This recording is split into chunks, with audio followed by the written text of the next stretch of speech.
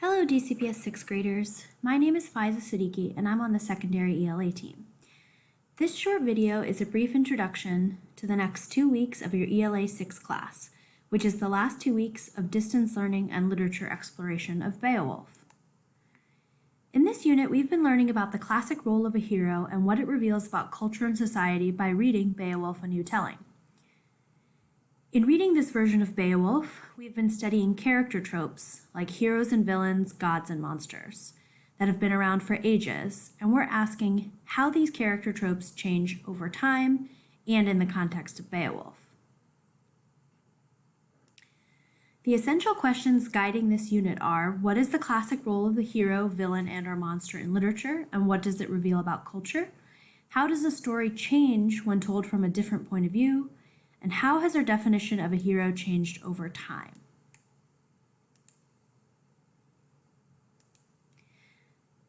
The feel of this distance learning plan should feel familiar to you. You'll be asked to read the text, comprehend, summarize, interpret, discuss, plan, and draft a response, and then finally submit written work.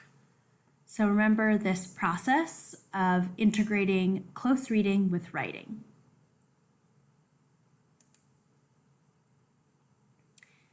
So over the course of the next 2 weeks, you'll read the text, typically 2 repeated readings, study and learn key vocabulary that are essential to the understanding and meaning of the text, analyze how Beowulf and other characters are portrayed as heroes, villains, or monsters, and you'll see the daily tasks and agendas listed on the first couple pages in the distance learning plan. Use these pages to pace and plan your time.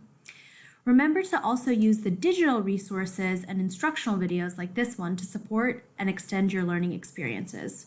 That is, if you're able to access them, we'd encourage you to use and reference them throughout this week.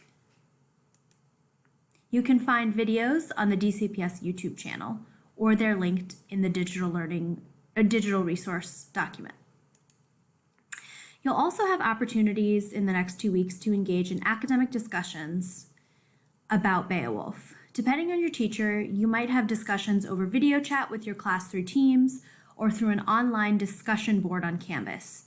Either way, remember to practice using your critical speaking and listening skills and utilize academic talk moves to connect your thinking and statements back to evidence from the text and to the comments of your classmates.